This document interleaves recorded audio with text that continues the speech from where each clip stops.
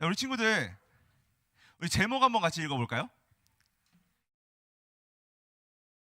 네, 주님 한 분만으로 만족해. 자, 우리 친구들 혹시 냉장고를 부탁해라는 프로그램 알아요? 알아요?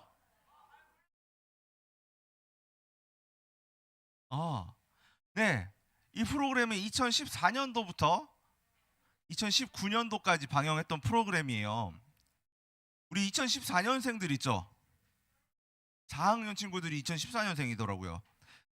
자, 요리 프로그램이에요. 요리 프로그램인데 유명한 셰프들이 나와서 게스트의 냉장고 안에 있는 요리 재료들만 가지고서 한정되어 있는 시간 안에 한정된 재료만 가지고 특별한 요리를 만드는, 그래서 경쟁하는 프로그램이었어요. 맞아요. 제한된 시간 안에 제한된 식재료로 누가 더 특별한 음식을, 누가 더 게스트가 좋아하는 음식을 만드는지 경쟁하는 프로그램이었어요. 자, 친구들, 우리 유년부처럼 한번 해봐야 될 것 같아요. 집중해 박수. 그래요. 우리 초등부잖아, 그쵸? 초등부잖아. 집중해야죠. 우리 유년부처럼 이렇게 해야겠어요? 그렇죠. 우리 집중할 수 있을 거라 생각합니다. 자, 우리 친구들 셰프들을 보면 정말 대단한 것 같아요. 보통 사람들이라면 할 수 없을 것 같은데 이렇게 해내는 모습들, 그 제한된 것을 가지고 해내는 모습들을 보면 정말 신기해요. 2019년을 끝으로 막을 내렸던 프로그램인데 이 프로그램이 오늘부터 다시 한다고 해요. 네. 흑백 요리사가 아마 흥행을 하니까 요리 프로그램이 다시 살아난 것 같습니다. 그래서 혹시 우리 친구들, 전도사님이 이 프로그램으로 홍보하러 나온 건 아니라서 보고 싶다면 직접 찾아보시고, 네, 오늘부터 한다는 소식만 알려드리도록 하겠습니다. 자, 그래서 오늘 그렇게 TV 프로그램 속에 셰프들이 이렇게 제한된 상황 속에서 게스트들에게 만족을 주었던 것처럼 오늘 말씀 속에서도 엄청난 미션을 앞두고 계신 분이 계세요. 네, 미션, 사람들을 먹여라.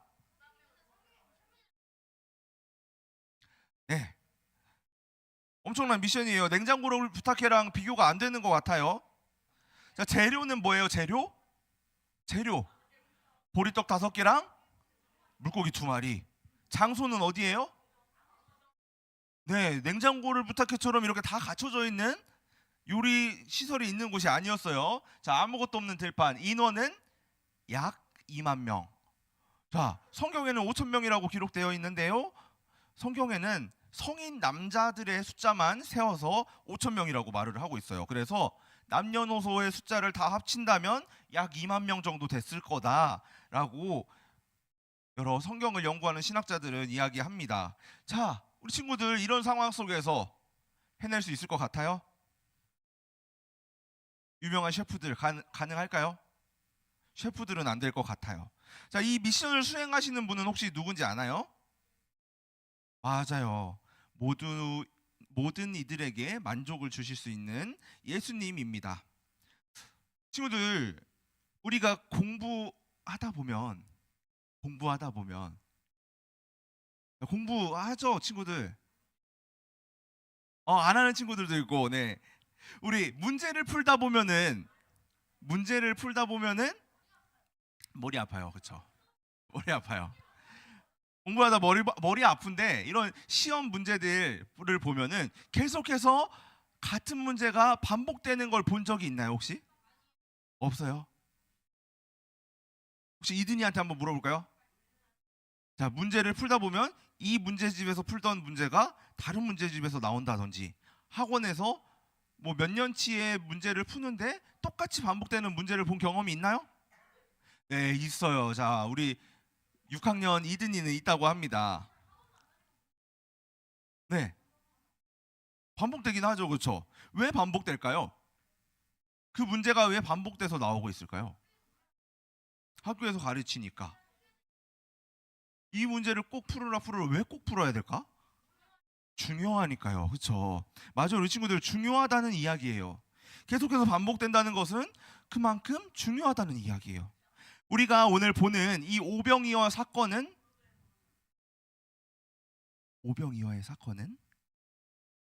성경의 네 가지 복음서에 유일하게 모두 나오는 유일한 기적입니다. 성경의 복음서 무엇이 있죠? 네 가지: 마태, 누가, 마가, 요한복음. 야, 이렇게 네 가지의 복음서가 있어요. 이 복음서 전부에 모두 등장하는 유일한 기적이 바로 이 오병이어 사건이에요. 그만큼 뭐하다는 이야기예요? 중요하다는 이야기죠. 특히 요한복음에서는 이 사건을 가리켜서 표적이라고 말하고 있어요. 뭐라고요? 표적. 표적은 예수님께서 하나님의 아들이심을 나타내는 사건이고, 또 예수님께서 사람들을 구원하실 메시아인 것을 보여주는 사건이에요. 그래서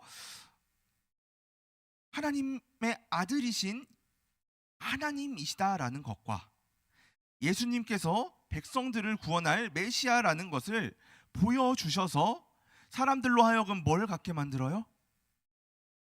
뭘 갖게 만들까요? 이런 표적을 바라보면서 믿음. 우리 따라해 볼까요? 믿음. 이 표적을 통해서 사람들이 믿음을 갖도록 하는 사건이라는 것이죠. 이 기적 표적은. 그렇죠? 자, 예수님께서는 제자들과 함께 많은 사람들 앞에 계셨어요. 사람들이 많이 몰려왔는데 사람들이 왜 예수님을 따라왔을까요? 우리 2절 모를 것 같아서 2절 말씀을 같이 읽어보도록 하겠습니다. 시작. 이는 병자들에게 표적을 보았음이러라. 오늘 모인 이 사람들은 예수님께서 뭘 하시는 걸 봤다고요? 병자들에게 행하시는 표적. 병자들에게 뭘 하셨을까요? 예수님께서 병을 낫게 하셨겠죠. 그렇죠? 병자들이니까. 병자를 치유하는 모습을 본 사람들이 예수님을 따라온 거예요. 왜 따라왔어요? 재현이 왜 따라왔을까요? 병 치료해달라고. 그렇죠? 병을 가진 사람들은 병을 치료해달라고 따라왔을 수도 있을 것 같아요. 병이 없는 사람들은? 은우? 병이 없는 사람들은 왜 예수님을 쫓아왔을까요? 예수님을 보려고. 그래요. 네, 놀라운 일들이잖아요. 그렇죠? 사람들이 할 수 없는 일들을 행하신다는 소문을 들었고 그걸 직접 보기도 했어요. 또 행하시는 일들을 보고 싶은 거예요. 신기한 일이니까. 자, 이 사람들은 예수님이 메시아이시라는 것을 확신하면서 쫓아왔을까요? 그렇진 않았던 것 같아요.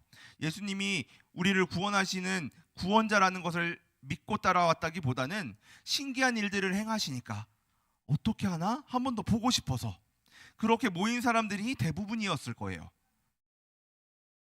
그렇게 모인 사람들의 마음을 아신 예수님은 요한복음에는 기록되어 있지 않지만 다른 복음서들의 기록을 보면 그들이 원하는 것, 병을 치료해 주시는 모습을 보여주시기도 하셨고 하나님 나라의 일들에 대해서 사람들을 모아놓고 가르쳐 주시기도 하셨어요. 그렇게 날이 저물어 가는데 모인 이들, 자, 이제 시간이 흐르고 저녁 때가 되어 오면 어떻게 될까요? 그렇죠. 배고프죠. 민성이 말대로 배고파져요. 모인 사람들이 배가 고파서 굶주린 거예요. 예수님께서 아셨을까요? 모르셨을까요? 알고 계셨어요. 그래서 제자 빌립을 부르셨어요. 그리고 이 사람들을 위해서 어디에서 빵을 사다 먹일 수 있겠느냐라고 물어보셨어요. 예수님께서는 어디서 이 빵을 사다가 먹일 수 있겠냐라고 물어보셨는데 예수님의 질문에 이 빌립은 깜짝 놀라면서 엉뚱한 대답을 했어요. 뭐라고 말했을까요?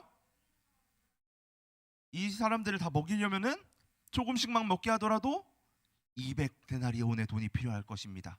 그것도 모자랄 거예요, 예수님. 자, 200데나리온 혹시 우리 친구들 얼마인지 감이 올까요? 일반적인 노동자의 8개월치 급여, 거의 1년 연봉에 가까운 이 큰 돈이 필요한데 그걸 가지고도 이 사람들을 다 먹일 수 없다는 거죠. 자, 그때 또 다른 예수님의 제자 누가 왔을까요? 이번에 야곱이요? 안드레가 나왔어요. 자, 안드레가 왔어요. 그리고 예수님께 예수님 여기 한 아이가 가지고 온 도시락 보리떡 5개와 물고기 2마리가 있는데요. 그런데 이거밖에 안 되는데 이게 이 사람들한테 무슨 소용이나 있겠습니까? 자, 친구들 어때요? 보리떡 5개, 물고기 2마리로 2만 명의 사람들 먹일 수 있을 것 같아요? 자, 이 물고기 2마리와 보리떡 5개 누구한테서 가지고 온 거예요? 한 작은 아이한테 갖고 온 거예요. 그 아이가 먹을 도시락이었다는 거죠. 그러면은 전도사님이 먹으면 어떻게 될까요? 그죠? 다 먹겠죠. 성인 남성이 먹기에는 부족한 양이었을 거예요. 우리 친구들의 반응도 제자들이랑 같았을 것 같아요. 우리가 예수님의 제자였더라도 이 사람들 먹이려면은 어마어마한 돈이 필요한데 이거 보리떡 5개, 물고기 2마리 이걸로 불가능해요, 예수님. 이렇게 말하지 않았을까요? 그렇죠. 이게 일반적인 사람들의 반응이었을 거예요. 그러나 예수님은 우리의 생각과 다르게 반응하셨어요. 예수님은 이 작은 도시락 하나를 가지고도 하나님의 능력을 통해서 부족함을 채울 수 있는 분이시잖아요. 그렇죠? 예수님께서는 자, 이 도시락을 가지고 나와온 안드레에게 받아 드시고 사람들을 다 자리에 앉게 하셨어요. 그리고 예수님이 무엇을 하셨어요? 예수님 드셨다고요, 이거를? 예수님 드시지 않았어요. 뭐라고 했었어요? 복사했어요? 복사 붙여넣기?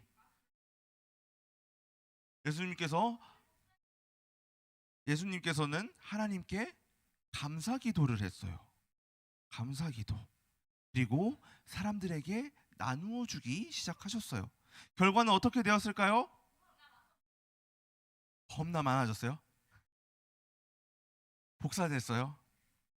자, 이 자리에 있던 몇 명의 사람들? 약 2만 명의 사람들이 모두 먹는데 조금씩만 먹었어요? 아니요, 배부르게. 모든 사람이 배부르게 먹었고 오히려 이 음식이 남았어요. 얼마나 남았죠? 비슷했어요. 이렇게 12바구니가 나왔어요. 12바구니. 예수님께서는 목자가 없어 방황하는 불쌍한 양과 같은 이스라엘 백성들을 바라보시면서 그들의 필요를 채워주신 거죠. 이 사건은 예수님께서 이 이스라엘 백성들의 참된 목자라는 것을 보여주신 사건이었어요. 자, 목자의 역할 우리 한번 나눴던 것 같은데 목자의 역할 이든이 저 가축들을 이끌면서 뭘 해줘야 돼요? 밥 줘야 돼요. 그리고 또 재워주기도 해야 돼요. 그리고 우리 성경에 굉장히 유명한 목자 한 명이 있어요. 또 구약 성경에 나오는 누구죠? 왕 다윗.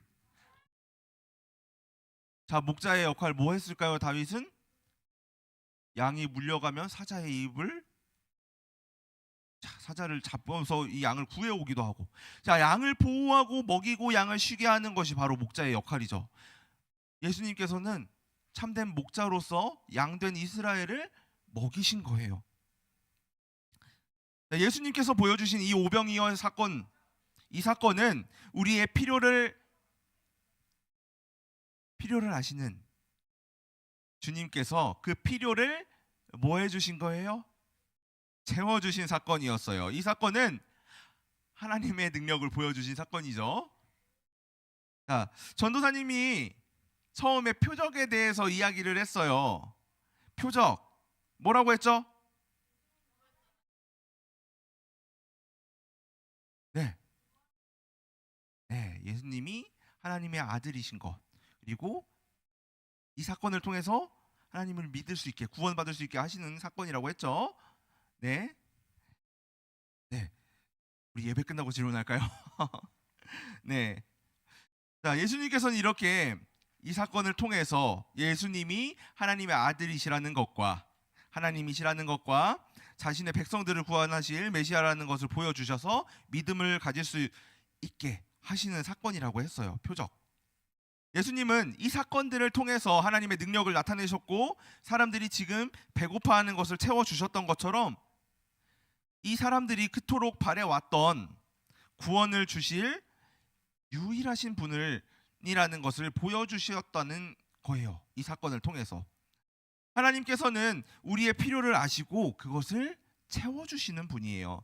그런 하나님께서 우리 친구들을 위해서 여전히 오늘도 일하고 계신다는 거죠. 우리 친구들 먹고 남은 음식이 몇 바구니라고 했죠? 12바구니라고 했어요.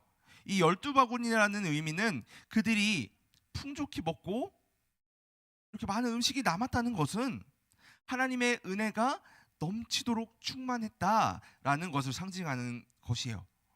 자, 예수님께서는 이 표적을 통해서 자신이 누구이신지 명확하게 드러내셨어요. 우리 14절의 말씀을 함께 같이 읽어보도록 하겠습니다. 시작.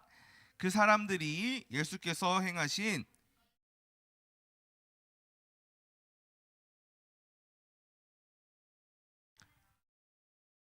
네, 예수님께서는 이렇게 명확하게 드러내셨고, 사람들의 반응을 보니 사람들 역시 예수님을 배고픔만 채우시는 분이 아닌 영적으로 굶주린 사람들을 구원하러 오신 메시아라는 점을 깨달은 것 같아요. 그러나 여전히 대부분의 사람들은 예수님을 육신의 필요만 채워주실 분이라고 생각했어요. 예수님께서는 이런 사람들에게 6장 26절에서 이렇게 말씀하셨어요. 전도사님이 읽어줄게요. 잘 들어보세요. 집중할 수 있어요, 친구들? 할 수 있죠?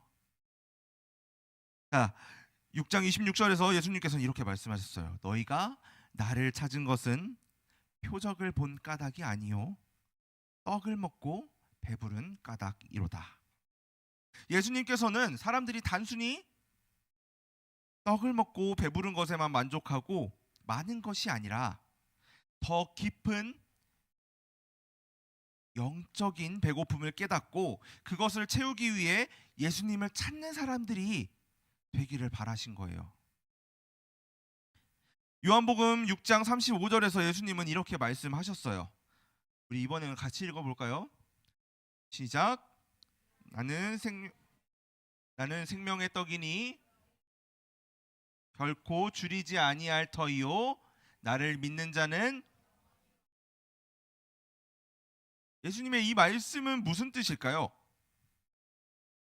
예수님은 우리의 육신의 필요만 아니라 우리의 영혼까지도 만족시켜 주시는 분이라는 거겠죠.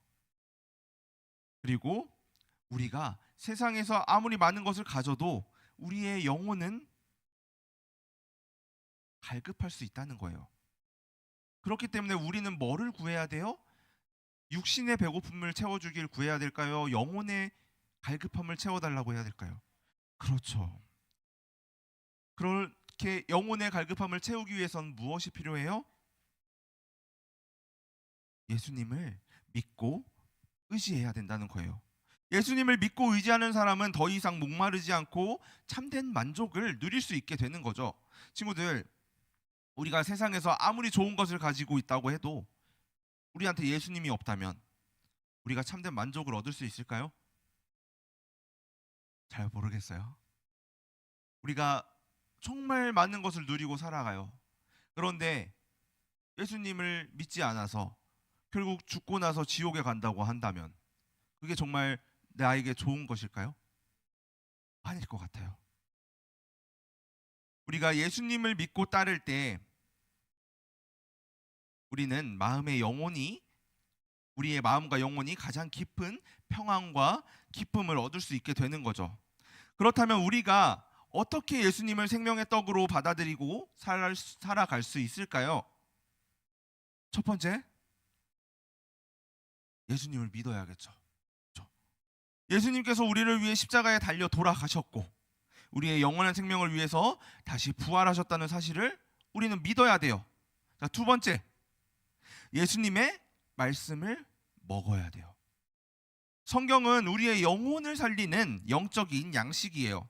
우리 매일매일 성경을 읽자고 우리 함께 계속 광고 시간에 이야기를 하죠. 매일 하나님의 말씀을 읽고 묵상하며 예수님의 가르침을 우리의 삶 속에서 실천해 나가는 거예요. 자, 세 번째, 뭘 해야 될까요? 예수님과 동행해야 돼요. 기도와 예배를 통해서 예수님과 계속해서 교제하고 우리의 삶의 모든 순간에 예수님을 의지하고 예수님과 함께 걸어가는 거예요. 사랑하는 친구들, 우리는 오늘 오병이어의 기적을 통해서 이 오병이어의 표적을 통해서 예수님께서 우리의 부족함을 채워주시는 분이시고 그것을 넘어서서 우리의 영적인 갈급함까지 채워주시는 생명의 떡이라는 것을 배웠어요. 우리 친구들 지금 필요로 하는 것이 무엇인가요? 나한테 필요로 하는 것, 정말 내가 갖고 싶은 것. 그렇죠? 우리 친구들 각자 갖고 싶은 게 다 다를 수 있어요. 그런데 이 세상에서 우리가 갖고 싶은 물건, 우리가 갖고 싶은 것들, 우리가 이루고 싶은 꿈들이 아무리 많다고 해도 그것들로 우리의 영혼을 채울 수 있을까요? 그것들은 우리의 영혼을 채울 수가 없어요. 그러나 예수님 한 분만으로 우리는 진정한 만족과 평안을 누릴 수 있어요. 우리 친구들도 예수님께 친구들의 삶을 맡기고 예수님과 함께하는 삶을 걸어가며 그 가운데 주시는 풍성한 은혜를 누리기를 우리의 생명의 양식 되신 예수님의 이름으로 소망합니다. 함께 기도하겠습니다. 사랑하는 하나님, 오늘 말씀을 통해 예수님께서 우리의 부족함을 채우시고 우리의 영혼까지 만족하게 하시는 분임을 배웠습니다. 우리가 가진 것이 아무리 작아도 예수님께 드릴 때 하나님께서 그것들을 사용하셔서 놀라운 일을 이루어 가실 줄을 믿습니다. 예수님을 우리의 생명의 양식으로 믿고 예수님과 함께하는 삶 속에서 참된 만족을 누릴 수 있는 우리 모든 초등부 친구들 될 수 있도록 은혜 허락해 주세요. 우리를 위해 십자가에서 죽으시고 부활하신 예수님을 믿으며 매일 예수님과 동행하는 삶을 살기를 소망합니다. 예수님의 이름으로 기도합니다. 아멘.